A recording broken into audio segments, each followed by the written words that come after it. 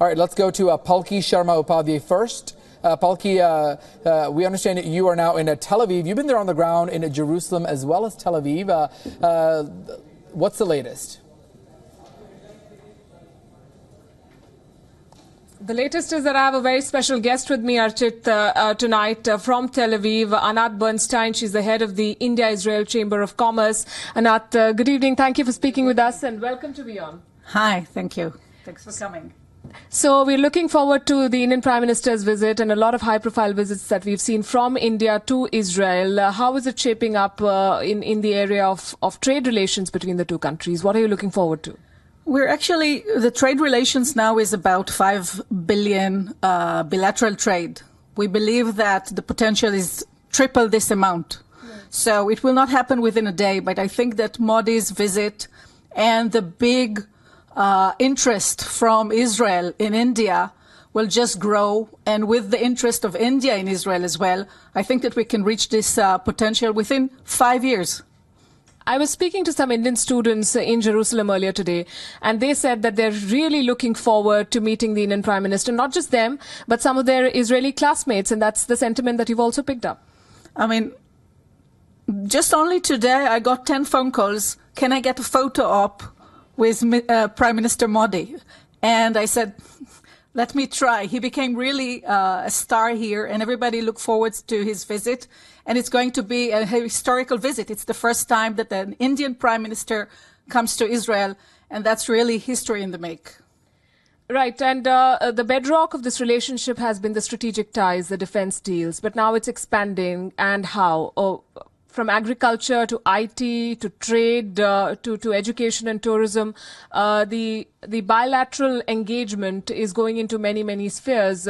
How is trade shaping up? Have you seen a difference in the past 3 years that Modi has been in power in India?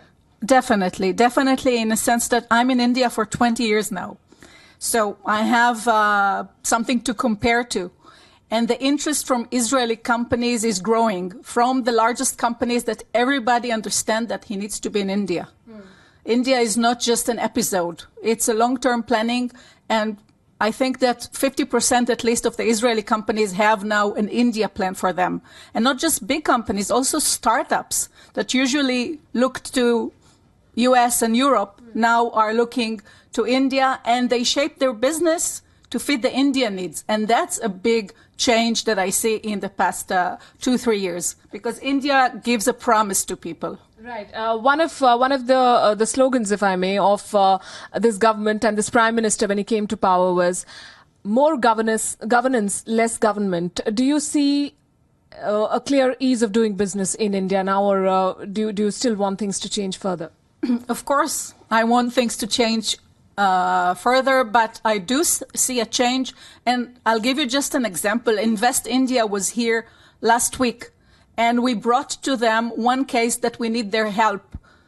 The kind of help and availability of Invest India makes a difference. And just a simple thing to show that India wants their investment, India wants relations, and we Israelis are very happy about it. Right, and Make in India will also come up in the conversations that the Indian Prime Minister has when he visits here. How can Israel contribute? What is Israel looking at? Israel is a small country. We are only 8 million people. Imagine we are 8 million. It's like half of Bombay or Delhi, yeah. Right? And we are export-oriented, so we don't have a choice but to be in India, and to be in India is to make in India. It is a challenge, okay, in a sense that when you do a Make in India, you do technology transfer, you have to give your IP. IP is what we have. Our brains is what we have. We have very small natural resources. So we will have to be very careful in the way that we give the IP, and India must help us to protect our IP when we get into those joint efforts. Right. You've known the Indian Prime Minister for a long time. You were one of those people who received him when he came here in 2006. Can you tell us a little more about that? Sure. In 2006, there was a WATAC agriculture exhibition in Israel. At that time, of course, he was the chief minister. He came along with Minister Pawar, at that time agriculture minister. He came with chief minister of Rajasthan. All of them came to this big exhibition. And we took him to see agriculture in the desert. And at that time, he wasn't the prime minister, so he was very accessible. And we spent some time together during his visit. And then we had a very nice exchange of letters. And since this visit in 2006, many Israeli companies came to Gujarat. So Modi is attraction for Israeli companies, and now that he is seeing all of India, he is attracting more Israeli companies just because of him. So we are very proud of being a friend of Modi and being a friend of India in that sense. And his election was something that many in Israel also tracked. This entire team, in fact, Sushma Swaraj headed a parliamentary group on Israel, and she visited earlier this year. Sushma Swaraj, when she was in the parliament, she came to dinner at my place. Many years back. Now, when she came as the foreign minister, I reminded her of our dinner together. So again, another person that came to Israel before being in power, and now when she is in power, it's very encouraging, and she is definitely a driving force to the growing relations as well.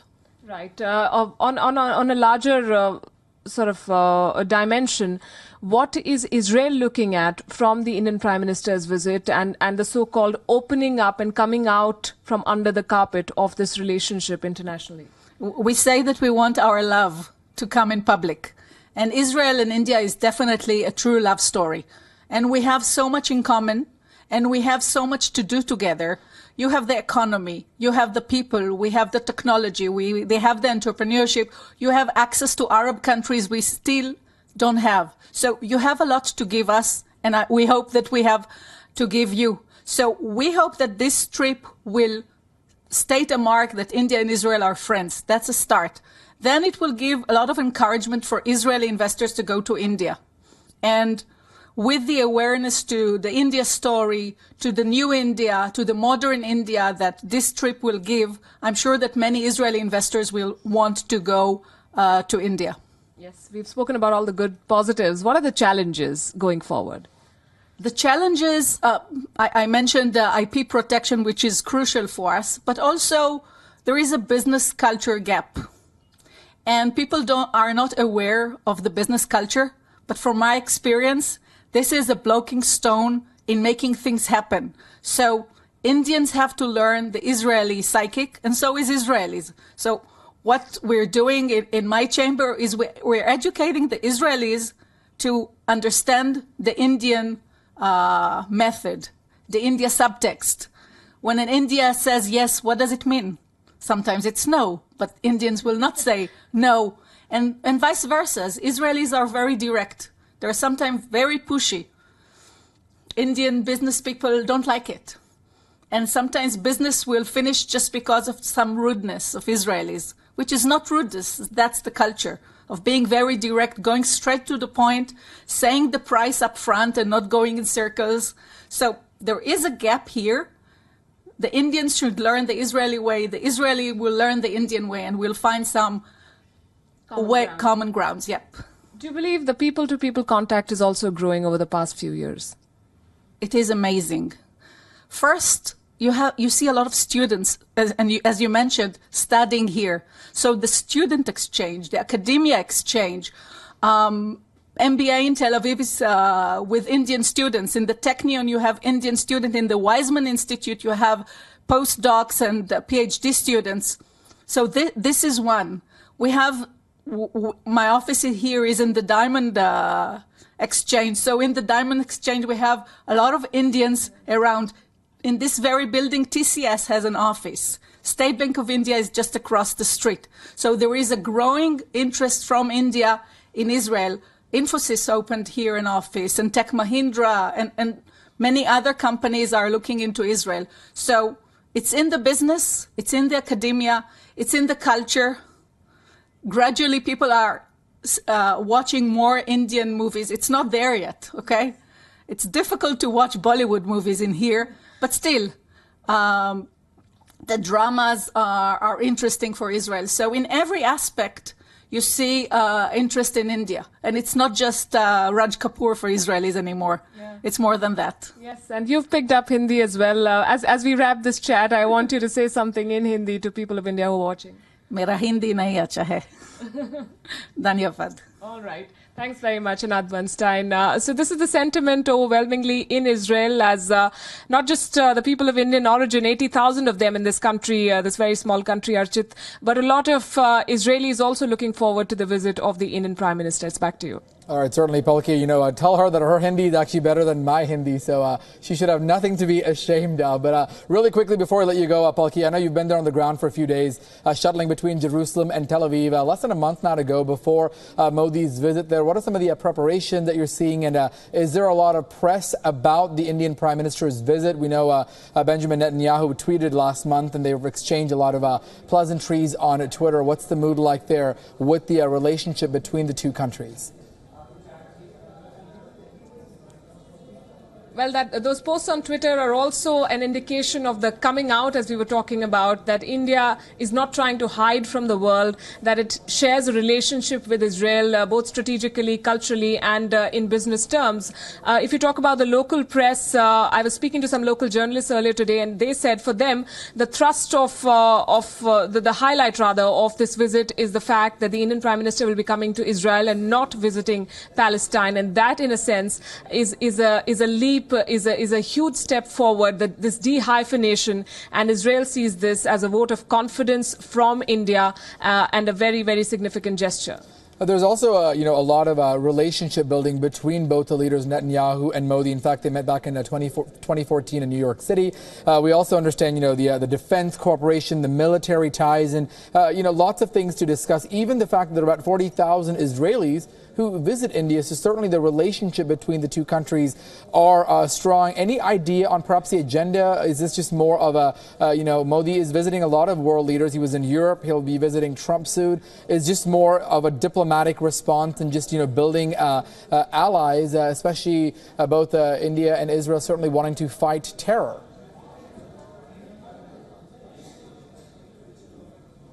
That is one area where the interests converge. This attempt to fight terror, strategic interests have been in place. Remember, what's important to note, Archit, is that even when the two countries did not have diplomatic ties until 1992, there was some sort of cooperation. Israel came forward to help India in the wars in the 60s and 70s.